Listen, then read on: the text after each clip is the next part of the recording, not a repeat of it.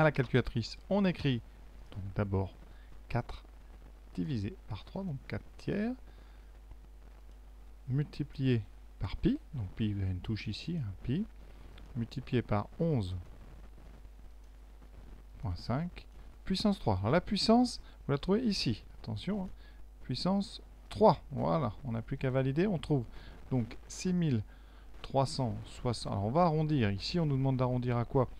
Oui, on vous demande une valeur approchée, pour l'instant on va... Donc on dit le volume de la boule. Nous on a juste le volume. J'avais pas bien lu le texte. Ici on vous demande juste une valeur approchée du volume de la boule. Donc pour le volume de la boule, donc ici au centimètre cube, donc c'est à peu près effectivement. Donc on va mettre 6370,63 qu'on arrondit. Je mets ça pour bien montrer que j'ai fait le calcul. 71 cm3. Donc c'est ce qu'il fallait faire. Ça c'est la question de troisième et dernière question. Marie affirme que le volume de la boule représente environ 90% du volume total. Donc, il faut calculer le volume total. Pour ça, on va d'abord calculer le volume du cylindre. Donc, volume du cylindre. Donc, c'est, il faut le rayon et la hauteur. Alors, pour le cylindre, donc, la hauteur est donnée. C'est 23 cm. Et le rayon, je vais mettre petit r. Ça sera 6, pas 6 cm, parce que là on vous donne le diamètre, c'est donc 3 cm. Faites très attention à ça. Donc le volume du cylindre, c'est donc pi fois 3 au carré fois 23. La machine évidemment va faire le travail pour nous. Donc pi, toujours la même touche, fois 3 au carré, on sait que ça fait 9. Hein. Ensuite, on redescend, voilà, fois 23. Ce qui nous donne 207 pi, donc on va demander la valeur exacte, donc j'appuie juste sur la touche qui est au-dessus, 650, alors on va faire donc à peu près 650,31 cm3. On va maintenant calculer le volume total.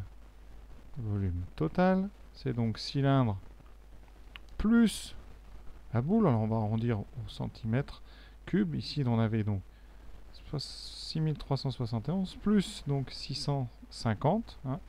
Donc là on peut arrondir à 650 cm3, ce qui fait donc, on peut le faire directement, si vous voulez pas prendre le risque le jour d'une épreuve, ben vous faites tout la calculatrice évidemment, hein, donc 6371, ce qui nous donne 7021, donc 7021 cm3. Maintenant, il faut voir donc combien représente le volume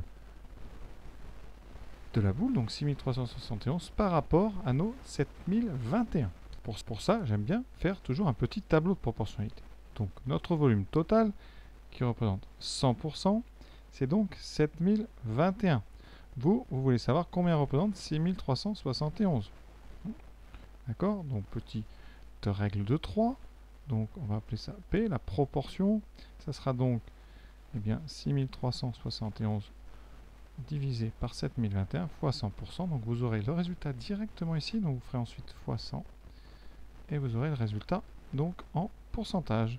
Donc ça me donne 6371 divisé par 7021 fois 100. Ça fait, vous voyez, on va garder deux chiffres après virgule, donc fois, donc à peu près 90,74%. Donc, Marie affirme que le volume représente environ 90% du volume total. A-t-elle raison? Bien oui, parce qu'on a trouvé 90,74%, donc elle a tout à fait raison. Elle a tout à fait raison. Donc voilà une des méthodes. Sinon, ce que vous pouvez faire, vous calculez 90% de 7020. Donc vous faites 7021. Vous faites fois donc 90 divisé par 100. On peut faire directement fois 0,9. Et ça donne 6300. Donc vous avez 6371. Donc c'est effectivement à peu près 90% du globe. Donc voilà du total. Hein. Donc voilà. L'exercice est terminé. Vous voyez, un exercice assez court. On vous donne toutes les données. Il n'y a pas grand-chose. Hein. Assez peu d'autonomie. Donc exercice, on va dire, facile. Voilà, à très bientôt.